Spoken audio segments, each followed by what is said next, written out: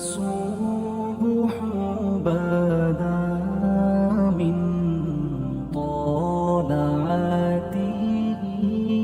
اللہ کے رسول خوشخبری دیتے، لوگوں کو توانا کرتے، لوگوں کے دلوں کے اندر حضور مسرت ڈالتے.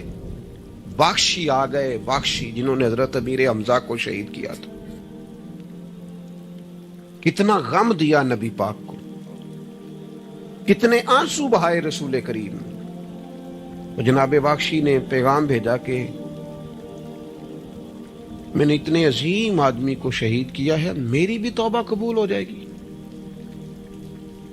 میں سچے دل سے آ جاؤں تو قبول کر لیا جاؤں گا.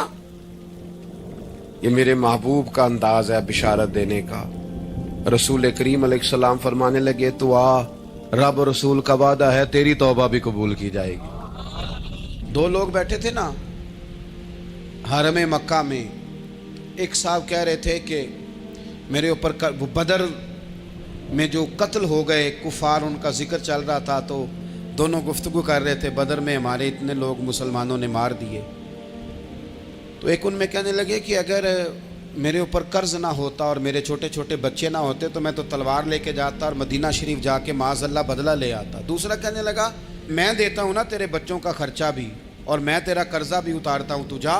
اس نے کہا پکی بات ہے؟ کہا ہاں، قرضہ بھی میں اتار دوں گا، تیرے بچوں کا خرچ بھی اٹھاؤں گا، تو جا. اس نے خنجر تیار کیا، تلوار تیار کی، گھوڑے پہ بیٹھا، گلے میں وہ تلوار اس نے اپنے ڈالی اور مدینہ شریف آ گیا. اتفاق کی بات یہ کہ ملاقات حضرت عمر سے ہوئی. جناب عمر کہنے لگے مجھے تیری نیت ٹھیک نہیں لگتی. پکڑا کدھر آئے ہو؟ کہنے لگا میں تو بدر کے قیدیوں کے بارے میں بات کرنے آیا. فرمایا تلوار لے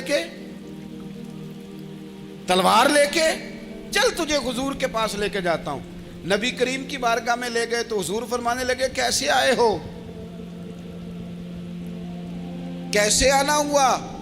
کہنے لگے جی میں تو بدر کے جو قیدی آپ کے پاس ہیں ان کی بات کرنے آیا تھا. تو حضور فرمانے لگے چل پھر باقی کی میں سناؤں.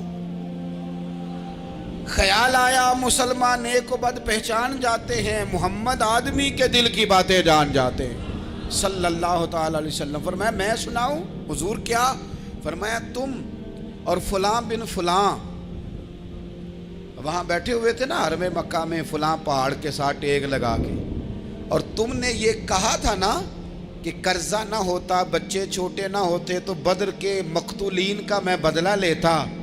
یہ سارا کچھ طے کر کے پھر آئے ہو تلوار لے کے، اور یہاں کہتے ہو میں قیدیوں کے بارے میں بات کرنے آیا تھا. اس کے تو پسینے چھوٹ گئے، وہ تو بے حال ہو گیا. اس نے کہا اس کا تو سوائے اس کے اور میرے کسی کو نہیں پتا، اور اگر آپ کو پتا چل گیا ہے تو پھر آپ اللہ کے سچے رسول ہیں. تو حضور اگر آپ کو پتا چل گیا ہے کہ میں قتل کرنے کے ارادے سے آیا ہوں، میں معاذ اللہ بدلہ لینے آیا ہوں، اللہ کرے آپ کو سمجھ آئے میری بات کی. یعنی ایک تو یہ ہے کہ بندہ وہ پکڑا گیا ہے، اور ایک یہ کہ کسی کو پتا چل گیا ہے کہ یہ اس کام آیا ہے. پھر لوگ جب معافی دیتے ہیں تو بڑی کہانیاں سنا کے دیتے ہیں، ایسے نہیں دیتے. حضور اب آپ کو پتا چل گیا ہے تو کیا کریں گے؟ تو حضور فرمانے لگے تو بتانا تیرے ساتھ کیا کریں. اس نے کہا کہ میں نے سنا ہے آپ معاف بڑا کر دیتے ہیں. یعنی یہ گھر سے کو پیار کرنے نہیں آیا، پھولوں کا گلدستہ لے کے نہیں آیا، تلوار لے کے آیا ہے. لیکن یہ میرے محبوب کا حوصلہ ہے، اور آیا بھی عین مسلمانوں کے بیچ ہے، جو چاہیں اس کے ساتھ کر سکتے ہیں. اس نے کہا معاف کر دیں، تو حضور نے فرمایا جا میں نے معاف کیا. حضور نے معاف کیا. وہ کہتا حضور معاف کر رہے تھے اور رب میرے دل میں ایمان کو تازگی عطا فرما رہا تھا. حضور نے معاف کیا اور میں نے کلمہ پڑھنا شروع کر دیا. معافی دیں، جب کوئی معافی کا مطالبہ کرے تو اسے معافی. سب سے مشکل کام ہوتا ہے لمبی لسٹ والے دشمن کو معاف کرنا. لسٹ جس کی لمبی ہو نا غلطیوں کی، ایک آدھ غلطی تو معافی ہو جاتی ہے.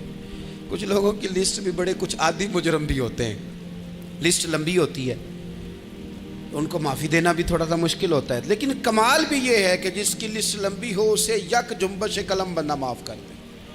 کو چھٹی ہو گئی، جا تجھے معاف کیا. اور یہ ہمیں کیوں کرنا چاہیے کہ میرا رب بھی ایسے کرتا ہے، میرا رب بھی ایسے وہ گنواتا تو نہیں نا، یہ بھی کیا، یہ بھی کیا، یہ بھی کیا. حضور فرماتے ہیں، ذرا سننا حدیث، हुजूर फरमाते हैं कुछ लोगों पे अल्लाह करम की चादर डाल के ना क़यामत वाले दिन, यहाँ भी उसने पर्दा रखा था तो वहाँ भी करम की चादर उन पे डलेगी।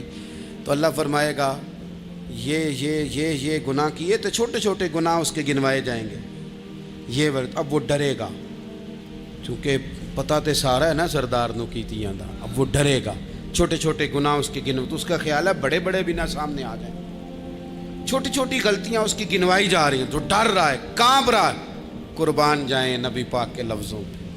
कुछ गल्लां अजइयां ने कुरान पाक च, अजइयां ने ये ना मेरी दादी कहा करती थी, मेरी अम्मा कहा करती थी, कुछ काम अजय ने।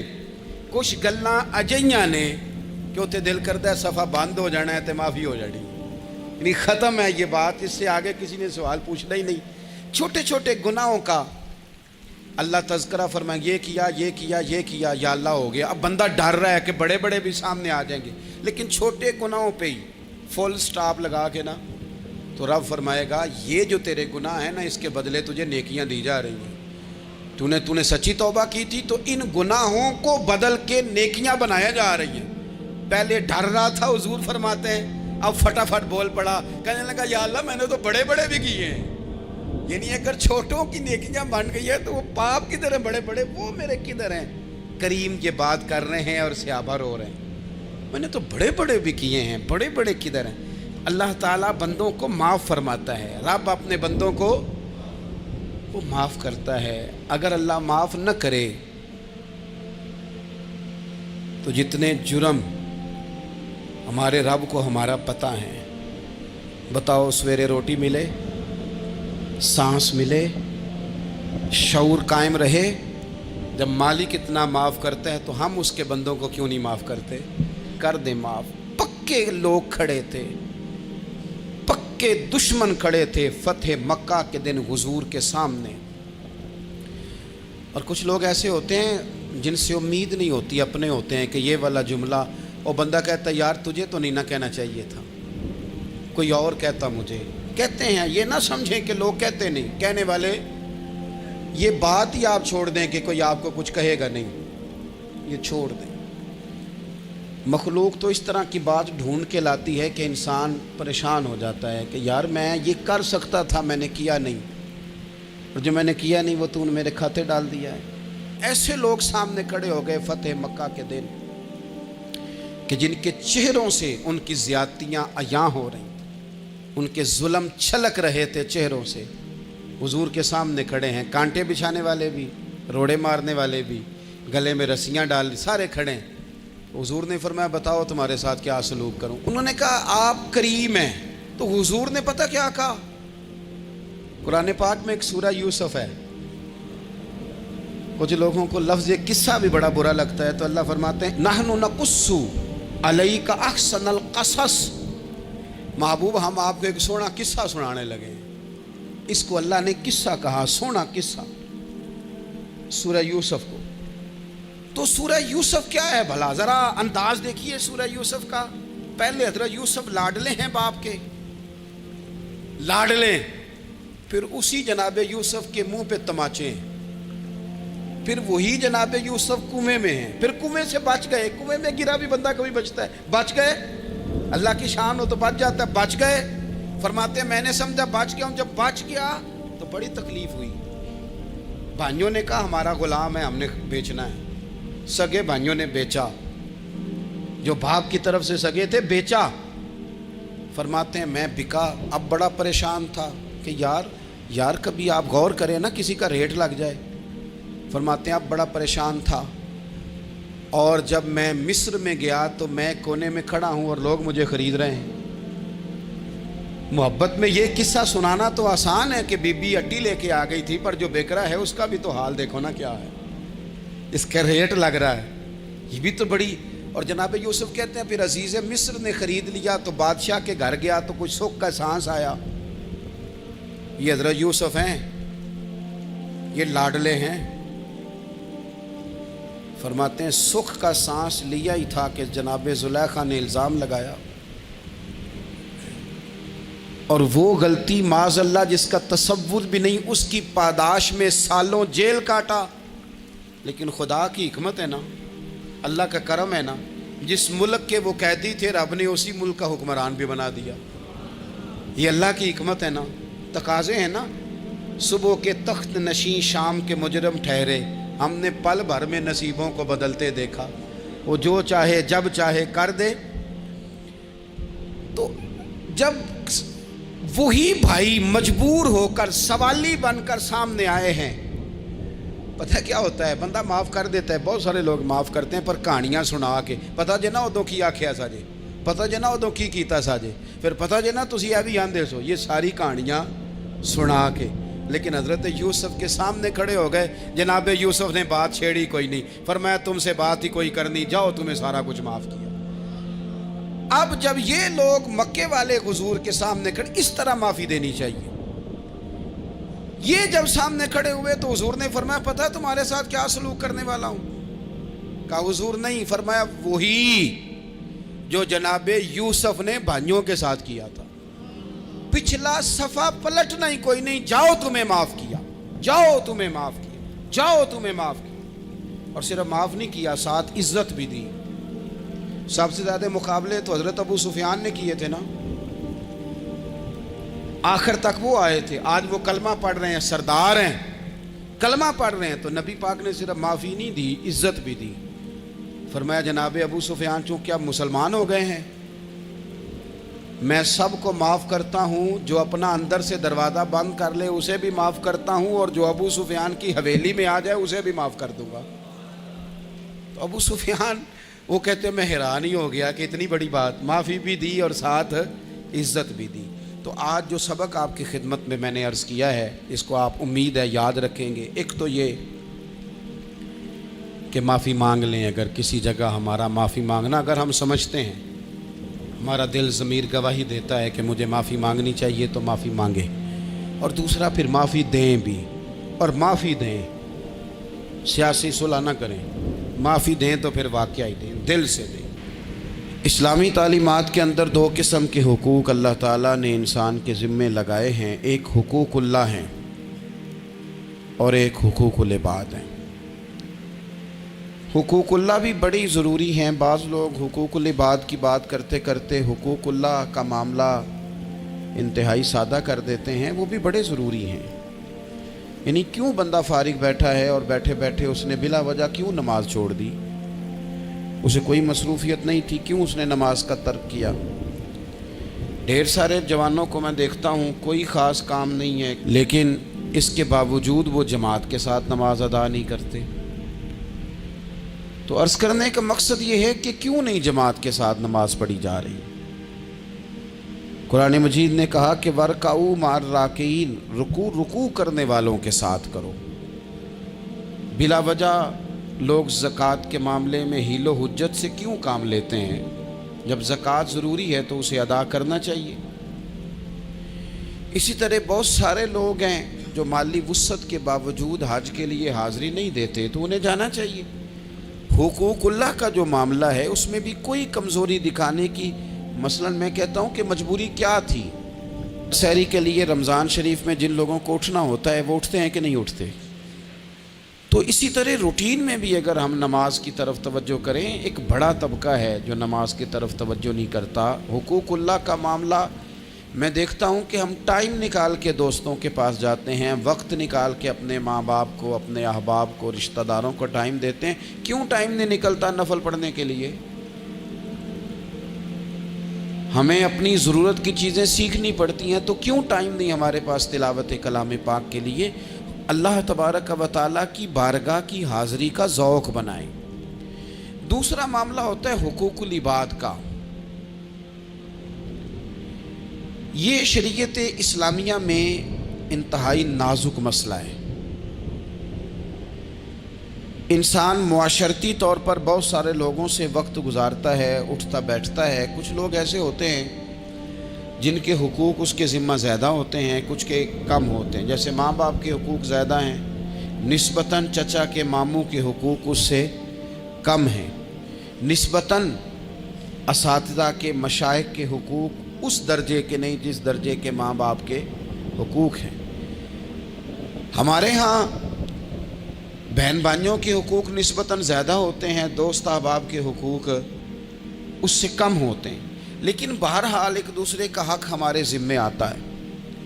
اچھا، پھر اللہ تعالیٰ نے اپنے فضل سے ایک تقسیم بنائی ہے کہ کسی کو فیکٹری کا مالک بنا دیا ہے، کسی کو مزدور بنا دیا ہے، کسی کو ادارے کا پرنسپل بنا دیا ہے، کسی کو استاد بنا دیا ہے، کسی کو اللہ تبارک و تعالیٰ نے کسی مقام پہ مینیجر بنایا ہے اور کسی کو اسی ادارے میں چوکیدار بنایا۔ یہ تقسیم ہو گئی۔ اب اس میں نزاکت پیدا ہو جاتی ہے کہ جو مالک ہے اس نے زیادہ خیال رکھنا ہے مزدور کا، اپنے ورکر کا، اپنے ملازم کا، چوکیدار کا، اس نے زیادہ خیال رکھنا ہے۔ ہوتا یہ ہے کہ ہم جتنے زیادہ بڑے ہوتے جاتے ہیں اتنے زیادہ آرام پسند ہوتے جاتے ہیں۔ ہمارا یہ خیال ہوتا ہے کہ حق تو صرف ملازم کا ہے کہ وہ ہمارا خیال رکھے، حق تو صرف مرید کا ہے وہ پیر صاحب کے لیے ہر طرح کا ادب بجا لائے، حق تو صرف شاگرد کا ہے۔ حالانکہ جو آدمی جتنا بڑا جاتا ہے اس کی نظر اتنی زیادہ وسیع ہونی چاہیے اور اس کو زیادہ نزاکت کے ساتھ چیزوں کو سمجھنا چاہیے۔ اگر آپ کا دعویٰ ہے کہ مجھے اللہ نے بڑائی دی ہے اور میں کچھ لوگوں پر اللہ نے مجھے حاکم بنایا ہے، تو پھر زیادہ انسان کے دل میں، ذہن میں وسعت ہونی چاہیے اور زیادہ باریکی۔ چلیں، یہ زیادہ ضروری نہیں کہ آپ سب لوگوں کو مطمئن کر سکیں، اطمینان ان کے دلوں کو پہنچانا یہ ضروری نہیں، چونکہ ڈیمانڈ مختلف ہوتی ہے نا ہر آدمی، لیکن زیادہ ضروری یہ ہے کہ آپ کے ذمے جو ذمہ داریاں تھیں، آپ کے تحت رہنے والے لوگوں کی، اولاد کی، شاگردوں کی، ارادت مندوں کی، احباب کی، ملازمین کی، وہ آپ نے کس حد تک پوری کی۔ نبی پاک صلی اللہ تعالیٰ علیہ وسلم نے ہمیں حقوق العباد کے معاملے میں زیادہ احتیاط کرنے کا کہا ہے، اور حضور سید عالم علیہ السلام نے صحابہ کے بھرے مجمع میں سے یہ سوال کھڑا کیا، فرمایا تم مجھے بتاؤ مفلس کون ہے، غریب، تنگ دست اور بالکل تہی دست بندہ کون ہے؟ ہمارے ہاں سارے لوگ، یہ رمضان شروع ہوتا ہے تو لوگ کہنا شروع کر، پیر صاحب دعا منگو، حالات بڑے خراب ہیں۔ مثلا کیا خراب ہے حالات؟ شامی روٹی نہیں لبدی، حالات صرف یہ خراب ہیں کہ پڑوسی نے پجارو لے لی اور مجھے نہیں ملی، اتنے ہی حالات خراب ہیں، اس سے زیادہ تو نہیں۔ حالات اتنے ہی خراب ہیں کہ جو باہر بھائی چلا گیا تھا اس نے فلانی سوسائٹی میں پلاٹ لے لیا، میں پیچھے رہ گیا ہوں، اس سے زیادہ تو کوئی ایسا معاملہ نہیں۔ کتنے سارے لوگ ہیں جو اس بات کا اظہار کرتے ہیں۔ پھر میں نے یہ دیکھا ہے کہ بلا وجہ کے بعد لوگ شکوے کرتے ہیں، دیکھو جی میرا بھائی ہے، میرا دوست ہے، میرا رشتہ دار ہے، پڑوسی ہے، تو اس نے گاڑی بدل لیا ہے، موبائل بدل لیا ہے، فلانی چیز اس نے لے لیا، میرا خیال نہیں رکھا۔ بھئی مثلا آپ کا کیا خیال رکھنا چاہیے تھا؟ نہیں، اس نے موبائل لیا ہے 3 لاکھ کا، تو آپ کا خیال ہے کہ میرا یہ خیال رکھتا کہ 1.5 کا مجھے لے دیتا، 1.5 کا وہ یہ لے لیتا۔ یہ مطالبہ غلط ہے شریعت میں۔ آپ کے جو ذمے، اس کی ذمہ داریاں جہاں تک بنتی ہیں وہاں تک تو وہ ادا کرے گا۔ دیکھیں نا، شریعت اسلامیہ بڑا پیار کرتی ہے بندے کے ساتھ، تو کھرب پتی بندے پر بھی شریعت نے یہ نہیں قدغن لگائی کہ تو کھرب پتی ہے تو اس طرح کر 40% زکوٰۃ دے، یہ نہیں کہا۔ لاکھ پتی بھی 2.5% ہی دے گا اور ارب کھرب پتی بھی 2.5% ہی دے گا۔ اگر اس کے دل میں وسعت اللہ نے پیدا کیا تو وہ لوگوں کا خیال کرے۔ تو حقوق العباد کے معاملے میں بعض تو ہمارے مطالبات ہیں جو مطالبے سرے سے درست نہیں، سرے سے ٹھیک نہیں، لیکن جو بعض اوقات ہمارے وجود سے، لہجے سے، آنے جانے سے ٹھیس پہنچ جاتا۔ میں پرسنلی بعض چیزوں کو نوٹ کرتا ہوں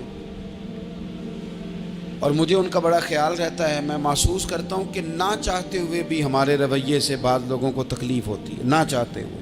تو حقوق العباد کے مسئلے میں ہم زیادہ کمزور ہو جاتے ہیں۔ آج یہ سوچنا ہے کہ وہ جو میری ذمہ داریاں ہیں، جو شریعت نے، دین نے، اسلام نے، اور کچھ میں نے خود کہیں شاگرد بن کر، کہیں ارادت مند بن کر، کسی جماعت کا ممبر بن کر، کسی مسجد کی ذمہ داری لے کر، کسی ویلفیئر کام کی ذمہ داری لے کر، کسی غریب کی ذمہ داری لے کر، کسی مزدور کی ذمہ داری لے کر، جو میں نے اپنے اوپر خود چیزیں ضروری قرار دے لی ہیں، میں ان میں کہاں تک کامیاب ہو سکا ہوں۔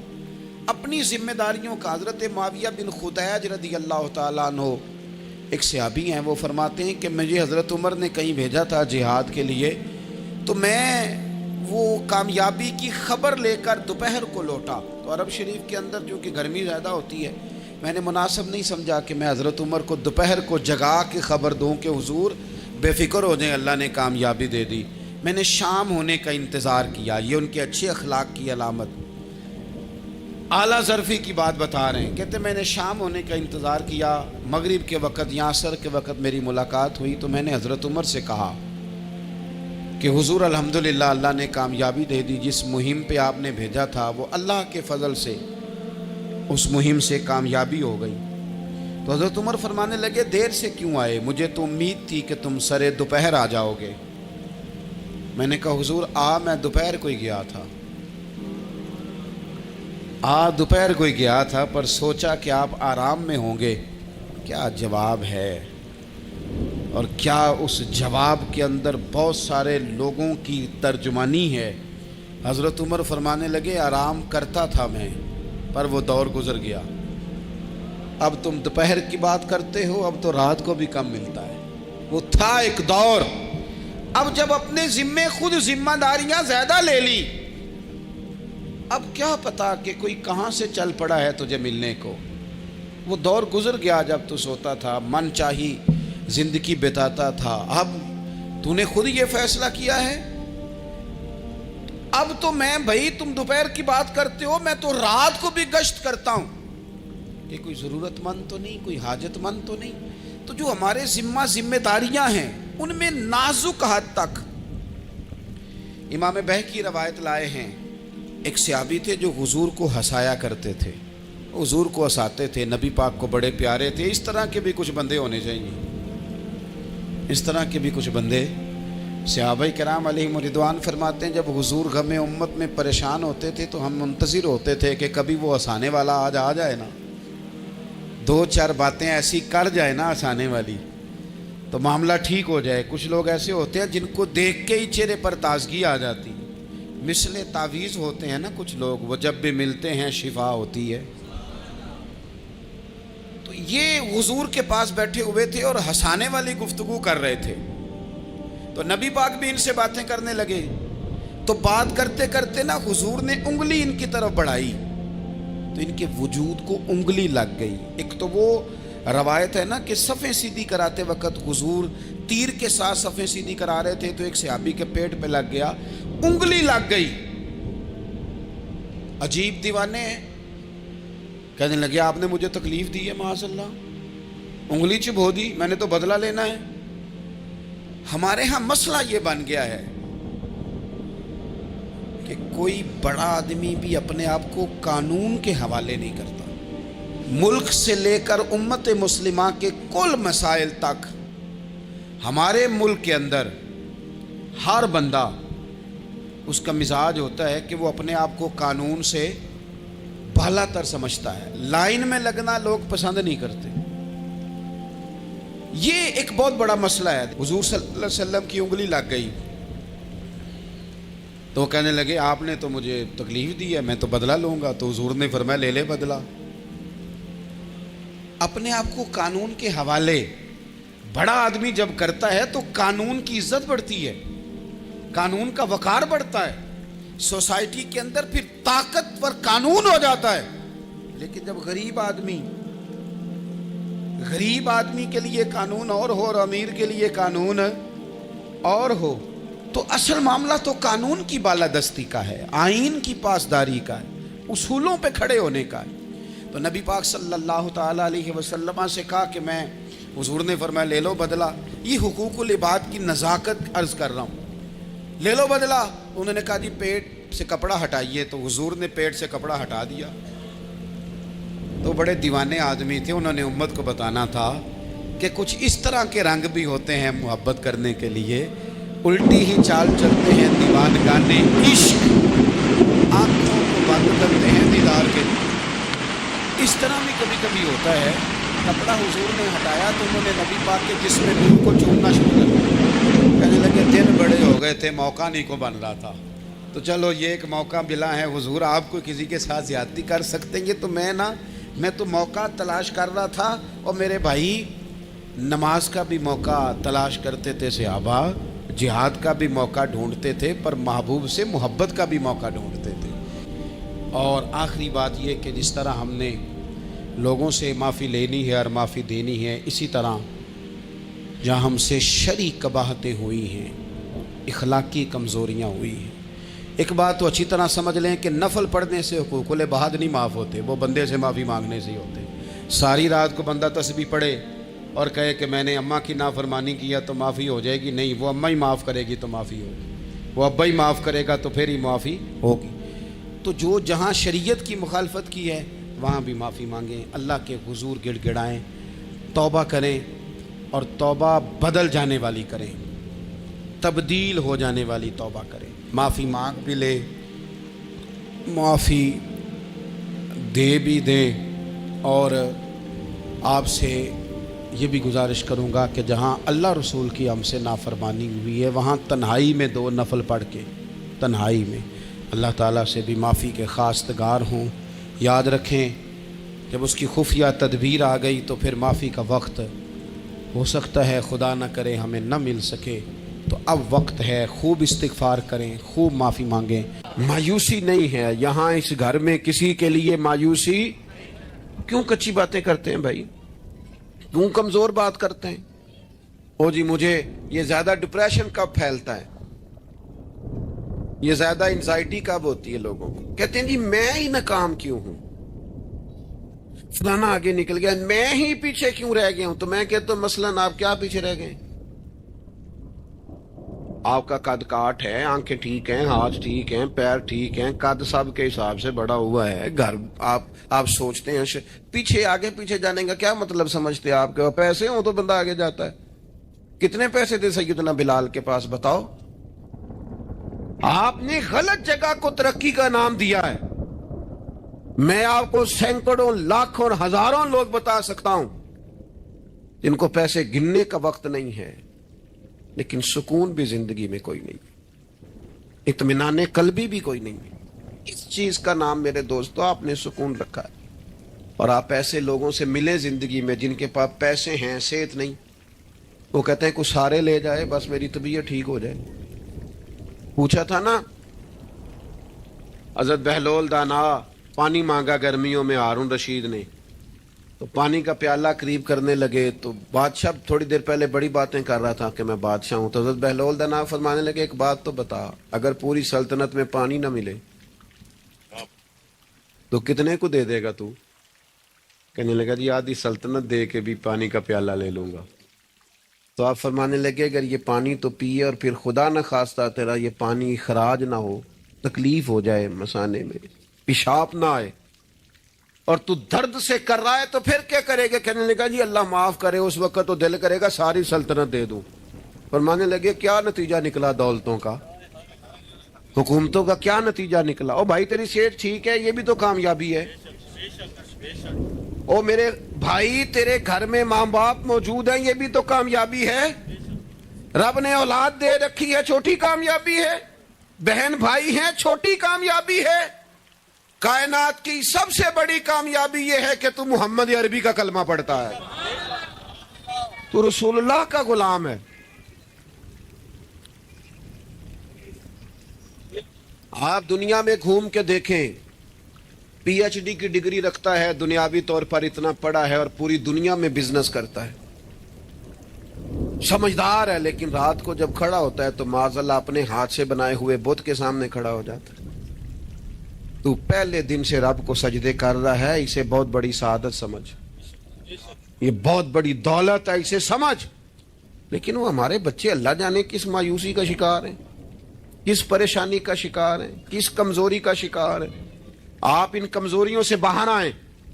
میں تو کبھی کبھی اپنے احباب سے بھی کہتا ہوں، وہ میرے ایک دوست تھے، میں بھی علماء کے آئمہ کے حقوق پر بات کرتا رہتا ہوں، لیکن وہ ایک دوست تھے تو جنہوں نے کہا جی وہ لوگ پوچھتے نہیں مولویوں کو، فلان نہیں کرتے. تو میں نے انہیں کہا کہ آپ اتنا کمزور لہجہ نہ ظاہر کریں، فرض ہو گیا ہے کہ لوگ اٹھ کے آپ کو سلوٹ ماریں. یہ دین کا طالب علم تو اتنی بڑی سعادت رکھتا ہے کہ ابھی اس نے ایک ڈگری بھی نہیں لئی، پہلے دن گھر سے نکلتا ہے تو حضور نے فرمایا فرشتے پیروں کے نیچے پر رکھ دیتے. تو جس کو پہلے دن اتنا پروٹوکول ہے وہ کچا کیسے پڑ گیا؟ اس نے یہ کیا کہا کہ فلانا مجھے سلوٹ نہیں کرتا؟ نہیں کو کرتا تو نہ کرے. میں اپنے ادارے سے باہر نکل رہا تھا تو ایک صاحب تو ان کا سٹائل بڑا انوکھا تھا. ویسے مجھے غصہ اتنا زیادہ نہیں آتا, کم آتا ہے. وہ نکل رہے تھے تو مجھے انہوں نے روکا بڑے خطرناک طریقے سے, رکے رکے جی رکے. وہ چابیاں لہراتے نکلے تو مجھے کہنے لگے کہ وہ ہمارا یہاں قریب ایک میرج ہال ہے, تو کھانا زیادہ پک گیا تھا ایک بارات کا, تو ورکروں کو بھی دیا تو پھر بھی بڑھ گیا ہے, تو اب ضائع ہو جائے گا, آپ منگا لیں طالب علموں کے لیے. اٹ سٹ تے پکھڑا کوار گندل اسی کچھ اور بھی بوٹیاں جاننے ہیں. تو میں نے اسے کہا, میں کہ یہ تو ابو نظر آیا نا مدرسے دے کول, تو پھر یاد رکھی.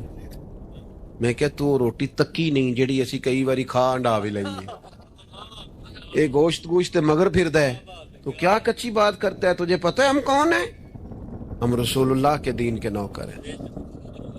تو سمجھا ہی نہیں بات کو, تو ان بچوں کو کیا سمجھتا ہے؟ یہ طلباء ہیں, اور میں چھوٹا آدمی ہوں, بڑی بات کرتا اچھا نہیں لگتا, لیکن بڑی جلدی وقت آنے والا ہے, آپ دیکھیں گے سب سے زیادہ ایم فل کرنے والے انشاءاللہ مدارس کے بچے ہوں گے, سب سے زیادہ پی ایچ ڈی کرنے والے انشاءاللہ مدارس کے بچے ہوں گے, اور یہی چراغ جلے گا تو روشنی ہوگی. آپ دیکھیں گے یہ کس طرح سے نکلتے ہیں, میدانوں میں آتے ہیں. وہ آپ چھوڑ دیں کہ وہ دیہات میں کیا معاملہ, آپ نے دیکھا کسی مولوی صاحب کے ساتھ, آپ آنے والا وقت دیکھیں کتنا اجالا لے کے آ رہا ہے, آپ روشنی دیکھیں کتنی چمکدار ہے, آپ سورج کی آب و تاب دیکھیں, ابھی تو ایک شعاع باہر آئی ہے اور پوری دھرتی پہ اس نے اپنی روشنی پھیلا دی. آپ دیکھیں, آنے مایوسیاں نہیں, کمزوریاں نہیں. آپ اس محبوب کے ماننے والے ہیں جو خوشخبریاں دیتے ہیں, جو لوگوں کو تازہ دم کرتے ہیں. حضور نے تو ہر بندے کو خوشخبری دی ہے. کیا کہا مزدور کو؟ نبی پاک نے فرمایا جو محنت کرے رات کو تھک کے سو جائے نا, اللہ اس کے گناہ معاف کر دے گا.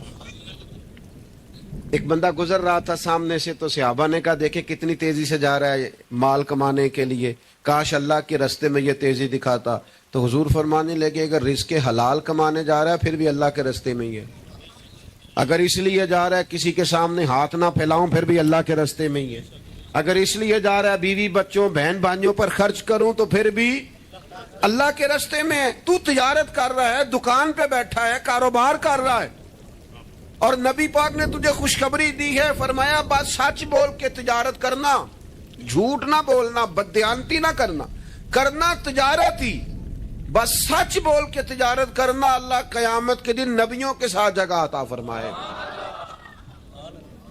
نبی کریم نے فرمایا جو غلام صحیح کر کے اپنی ڈیوٹی کرے نا, جس مالک کے ساتھ اس نے معاہدہ کیا اس کی ڈیوٹی صحیح کرے اور نماز صحیح پڑھے, اللہ تعالیٰ عبادت پر ڈبل ثواب عطا کرے گا, ڈبل ثواب دے. حضور نے تو ہر بندے کو خوشخبری دی ہے, نبی پاک نے تو ہر ایک کو طاقتور کیا ہے. کوئی شعبہ ایسا جو رزق حلال والا ہو, اس کو ایک شعبہ صرف دنیا میں برا ہے, وہ ہے کسی کے سامنے ہاتھ پھیلانا. باقی دنیا میں کوئی چیز بھی بری نہیں ہے. میرے عزیز, آپ اپنے آپ کو ذہنی طور پر کمزور نہ کریں. اور یہ ہمارے ہاں برادریزم چلتا ہے, مجرم وہ نہیں ہوتا جو کہتا ہے میری برادری بڑی ہے. وہ کہاں مجرم ہے؟ مجرم وہ ہوتا ہے جو کہتا ہے میری برادری چھوٹی ہے, وہ ظالم ہے, مجرم ہے. جب نبی پاک نے فرمایا سارے انسان جناب آدم کی اولاد ہیں, قبائل تو تعارف کے لیے, تجھے کس نے حق دیا کہ تو اپنی برادری کو چھوٹا سمجھے؟ کچی بات کرتا ہے تو. رب نے جہاں چاہا تجھے پیدا کیا. جو ماں باپ اللہ تعالیٰ نے تیرے لیے پسند کیے ہیں تجھے پسند کیوں نہیں؟ جو چچاؤ کو ماموں کو اللہ نے تیرے لیے پسند کیا تجھے پسند کیوں نہیں؟ جو قبیلہ, جو گھرانہ, جو علاقہ اللہ نے تیرے لیے پسند کیا, یہ ہماری اپنی مرضی سنی نہ ہوتی, ہم نے کہاں پیدا ہونا, خالص رضا الہی ہے نا. تو ناپسند کیوں کرتا ہے؟ کمزور پڑتے ہو, تنگ ہوتے ہو, اپنے آپ کو آزمائش میں ڈالتے ہو. کمزور باتیں نہیں. اقبال کے بیٹے نے ایک دن کچی بات لکھ کے بھیجی تھی, کہا تھا ابا جی کسی سے تھوڑا قرضہ لے لوں, تو اقبال نے نظم لکھی, کہا پتر کچی باتیں کرتا ہے, دیار عشق میں اپنا مقام پیدا کر. دیار عشق میں سارے سورے نہیں تلاش کرنے, اپنا مقام پیدا کر. دیار عشق میں اپنا مقام پیدا کر. کس طرح؟ کہنے لگے نیا زمانہ, اور نئے صبح و شام پیدا کر. اور میرا طریق امیری نہیں فقیری ہے، خود ہی نہ بیچ غریبی میں نام پیدا کر. کمزور میں نوجوانوں سے کہوں گا اپنا وقت ضائع نہ کرو موبائلوں پہ، تم بڑے قیمتی لوگ ہو. ایک منٹ بھی لا یعنی اور بے مقصد نہ گزارو. اور جب شعور کی آنکھ کھول جائے پھر اپنے آپ کو بچہ سمجھنا چھوڑ دو. جب آپ کا خیال آ گیا کہ ہمیں اس بات کی سمجھ آ گئی ہے پھر لگ جاؤ کام، پھر ڈیوٹی کرو، پھر ڈیوٹی کرو، پھر کام کرو. ہمارے اسا فرمایا کرتے تھے زمین کے اوپر کام، نیچے جا کے آرام. اور جاگنا ہے جاگ لے افلاق کے سائے تلے، پھر حشر تک سوتا رہے گا خاک کے سائے تلے. آپ جد و جہد کریں، محنت کریں. امام صاحب کے پاس آ کے کہا تھا نا امام ابو مالک کی والدہ نے کہ آپ میرے بچے کو کام کرنے دے، پڑھ گیا تو کیا کرے گا؟ فرمانے لگے بادشاہوں کے ساتھ بیٹھ کے حلوہ کھائے گا. ہاں پڑھائی سے. اور امام صاحب خرچہ دیتے تھے اپنے اسٹوڈنٹ کا. مجھے کبھی کبھی ناراضگی ہوتی ہے بعض اساتذہ سے جو میرے کلاس فیلوز ہیں، ان سے مجھے ناراضگی. یہ بھی نا اقبال کہتے ہیں سبق شاہی ہے بچوں کو دے رہے ہیں خاک بازی کا. میں نے کبھی کسی مدرسے کے بچے سے نہیں کہا کہ آپ نے کسی کو کہنا چندہ دیں مدرسے سے یا گھر میں کہنا. کیوں کہیں؟ ہم کس لیے ہیں؟ وہ صرف پڑھے، وسائل ہم جمع کریں گے، بڑے جمع کریں گے، انتظامیہ والے جمع کریں گے. کبھی کمزوری نہ پیدا کرو. اقبال کہتے ہیں شکایت ہے مجھے یا رب خداوندان مکتب سے، سبق شاہی ہے بچوں کو دے رہے ہیں خاک بازی کا. انہیں اڑنا سکھاؤ، گرنا نہ سکھاؤ. ان کی شعوری زندگی بلند کرو. ان کے مزاج کے اندر آپ وہ چیز پیدا کریں کو بچہ لائق ہے. اور آپ سمجھ رہے ہیں کہ خرچے کی وجہ سے اگر اس کے والدین پڑھانا نہیں چاہ رہے تو آپ تھوڑا سا نا تھپکی دیں. آپ کے پتر خرچہ چلا لیں گے، ہم دیکھ لیں گے، چیزوں کو غور کریں گے. امام ابو مالک رحمت اللہ علیہ کے استاد نے کہا ان کی والدہ سے کہ تو میرے سے خرچہ لیا کر گھر کا. کوئی بیٹھا ہوا مجھے دور دعا دیتا ہے، میں ڈوبتا ہوں پر سمندر اچھال دیتا ہے. فرماتے ہیں پھر میں نے پڑھا اور وہ وقت آیا کہ ہارون رشید نے مجھے قاضی القضاء بنا لیا. اور میری ماں مجھے ملنے آئی تو کوئی مسئلہ ڈسکس کرنا تھا تو ہارون رشید نے مجھے تخت پہ بٹھایا، حلوہ منگا لیا اور میرے ساتھ بیٹھ کے کھانے لگے. میری اماں آئی، پوچھا میرا پتر کہاں ہے؟ تو کہا وہ تو حلوہ کھا رہے ہیں وہاں بادشاہ کے ساتھ. تو رو پڑی، کہنے لگی یا اللہ اس کے استاد پہ رحمت فرما. کب کہا تھا وہ خود رخصت ہو گئے دنیا سے، لیکن کیا چاندنی کر گئے. میرے عزیزو کم ہمتی نہیں، کمزور. یہ کیا کیا ہے اتنے سارے اسلامی ممالک نے؟ آپ کٹھے ہوئے ہیں اور آپ نے کٹھے ہو کے صرف اسرائیل کو آپ دب کے جواب بھی نہیں دے سکے. کم ہمتی دکھائی آپ نے. آپ ایک بات بھی نہیں کر سکے، آپ کے اندر اتنی جرت بھی نہیں تھی آپ کلام کرتے. آپ یہی کہہ دیتے کہ ہم ان کے ساتھ ہیں. تم سے تو اچھے وہ لوگ ہیں جو کفرستان میں رہتے ہیں، غیروں کے ملک میں، اور فلسطین کے حق میں ریلیاں نکال رہے ہیں. کمزوروں تم تو بات بھی نہ کر سکے. یاد رکھنا ہمتیں، طاقتیں، تندرستیاں یہاں ہوتی ہیں. پورا باب ہے بخاری میں کہ انسان مال کا غنی نہیں ہوتا، دل کا غنی ہوتا ہے. آپ کا دل کتنا وسیع ہے. مولا علی شیر خدا کرم اللہ تعالی وجہ الکریم نے امام حسن سے فرمایا تھا بیٹا 3 لوگوں سے مشورہ بھی کبھی نہیں کرنا. ایک تو ہے نا دوستی کرنا، تعلق رکھنا، فرمایا مشورہ بھی نہیں کرنا. حضور کس سے؟ فرمایا بزدل سے مشورہ نہیں کرنا، وہ کبھی دلیری کی بات نہیں بتائے گا. اور لالچی سے مشورہ نہیں کرنا، جس کا دل ہی آزاد نہیں، ہر وقت لالچ میں الجھا ہوا ہے، کیا رائے دے گا. اور تیسرا فرمایا تھا کنجوس سے مشورہ نہ کرنا، جس کا دل بڑا نہیں دماغ کیسے بڑا ہو سکتا ہے. آپ طاقتور زندگی گزاریں، ذہنی طور پر اپنے آپ کو مضبوط رکھیں. حضور خوشخبری دیتے اور خوشخبری دینے کا حکم دیتے. جب بھی کسی جگہ نبی پاک علیہ السلام کسی قافلے کو روانہ کرتے، جب بھی 2 باتوں کا حکم ضرور ارشاد فرماتے، اور یہ حضور کے وسیلے سے ہمیں ملی ہے. ہمیں چاہیے کہ ہم یہ 2 باتیں ہمیشہ یاد رکھیں. کسی جگہ بھی نبی کریم کسی قافلے کو بھیجتے تبلیغ کے لیے، جہاد کے لیے، کسی اور کام کے لیے، تو 2 باتیں حکمن فرماتے. ایک حضور فرماتے وہاں جاؤ نا تو لوگوں پر آسانی کرنا، مشکل نہ کرنا. آسانی کرنا لوگوں پر. بوجھ نہیں ڈالیں آپ کسی پر. آپ کا وجود, آپ ابھی میرے کان میں دوست کہہ رہے تھے تقریر لمبی کرے آ جائے, تو یہ بھی الحمدللہ میرے ساتھ ہی ہوتا ہے, ورنہ میں نے وہ دور بھی دیکھا ہے اللہ ماشاءاللہ کہ جمعے والے دن بندے گھڑیاں دکھا رہے ہوتے تھے. کیوں ہم ایسا کام کریں؟ یہ سودا بڑا نکھرا ہوا سودا ہے. اس سودے کو تو اس حسن کے ساتھ آگے لے جانا چاہیے کہ اس کو قبول کرنے کو جی چاہے, طبیعت چاہے, تشنگی قائم رہے. تو باقی میں لمبی بات کرنے والے کا بھی مخالف نہیں ہوں, وہ کرے, لیکن ہمارے حضرت فرمایا کرتے تھے خیر الکلام ما قل ودل, بات بہتر وہ ہوتی ہے تھوڑی ہو ذرا مدلل ہو. اس کو لٹکائے. میں نے ایک ہی بات, ایک ہی مضمون آپ کے سامنے بیان کیا, میں دائیں بائیں تو نہیں نہ گیا. یہی طرز زندگی ہے کہ آپ ایک ٹائم میں ایک بات کریں, 100 باتیں نہ کریں, ایک عنوان اور ایک پر. اور میں دعویٰ نہیں کرتا, لیکن یہاں بیٹھے میں نوجوانوں کے چہرے پڑھ رہا ہوں. آپ یقین کریں مجھے اللہ کی رحمت سے امید ہے کہ ذہن میں منصوبہ بندی کر رہے ہیں, انشاءاللہ ان کو کرنا ہے. یہ میں ذہن دیکھ رہا ہوں, یہ خدا کی رحمت سے ہوتا ہے. کوئی شخص اپنا اس میں کوئی کمال نہیں رکھتا, لیکن وہ کیا ہے کہ ہم اپنے بچوں کو طاقتور ہی نہیں کرتے, مایوسی نہیں کرتے, ٹائم ہی نہیں دیتے, ان کو کہتے نہیں پتر تو ہمت تو کر, اللہ کرم کرے گا. 2 باتوں کا حضور حکم دیتے, ایک تو نبی پاک فرماتے لوگوں پر آسانی کرنی ہے مشکل ہے, اور دوسرا حضور فرماتے لوگوں کو خوشخبریاں دینا, ڈر نہ سنانا.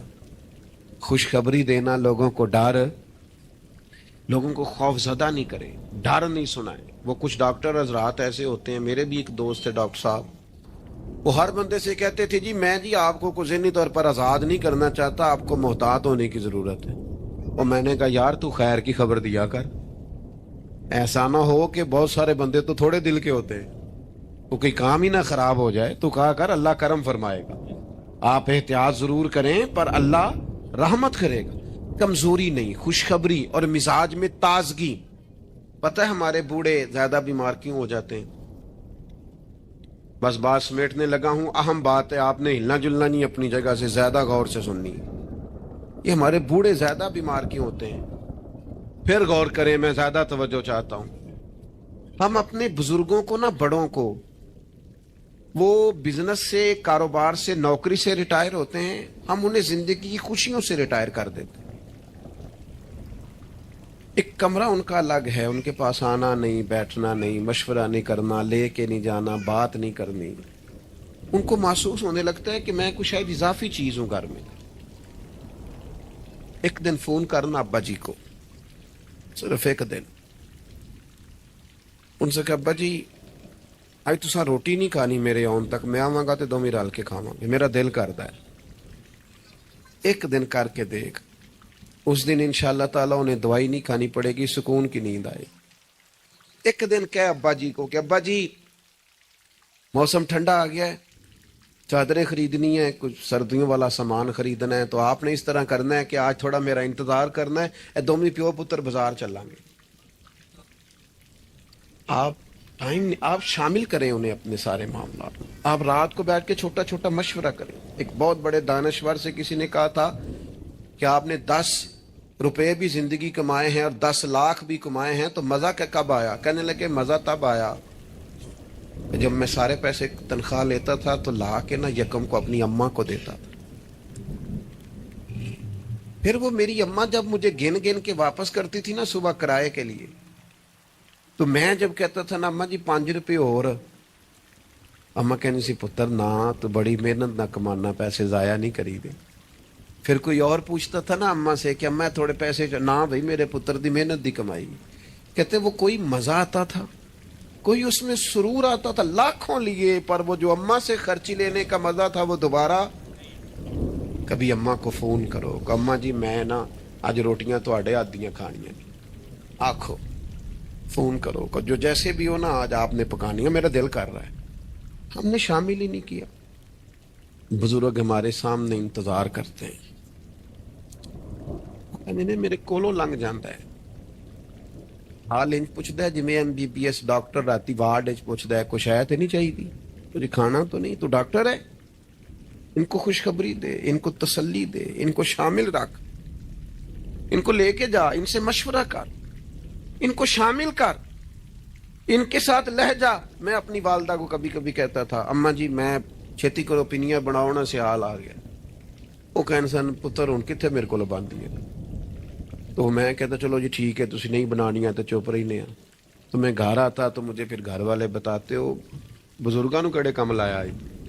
تو میں کہتا لیٹے تو نہیں نا, پریشان تو نہیں نا, کام لگے ہوئے ہیں نا. تو پھر وہ ڈھونڈ ڈھونڈ کے چیزیں, وہ بعض چیزوں کا وہ بھی حال کرتے کہ نہیں ہے نہیں بھائی ہے نہیں ایسا پانی یہ صحیح نہیں. کہ آپ اپنے لوگوں کو شامل کرو یار.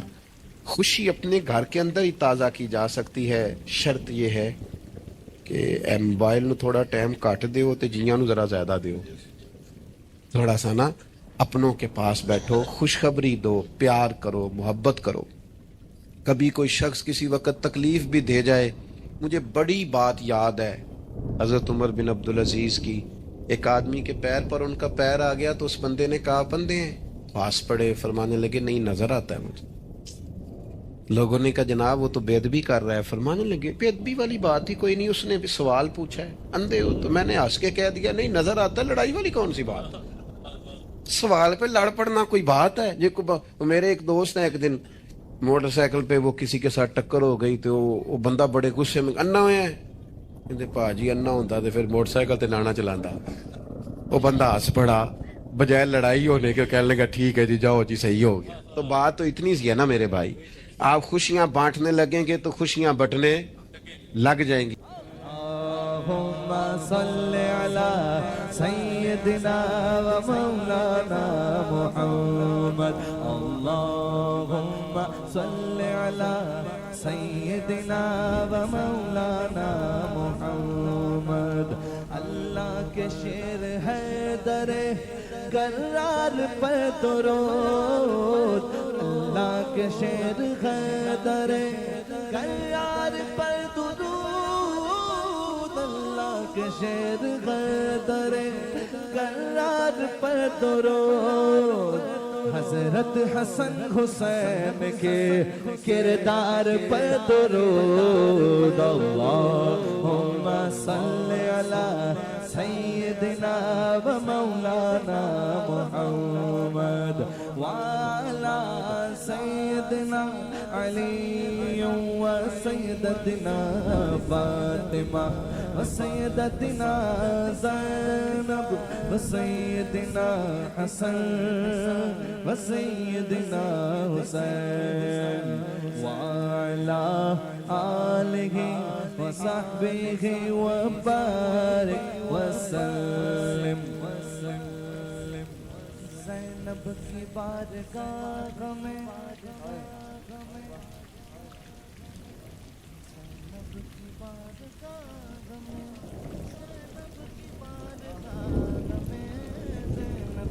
بارگاہ میں سلام نیاز ہے.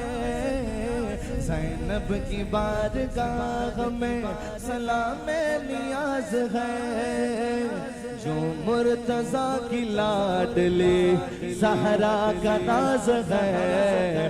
اللہم صلی علی سیدنا و مولانا محمد وعلا سیدنا علی و سیدتنا فاطمہ و سیدتنا زینب و سیدنا حسن و سیدنا حسین.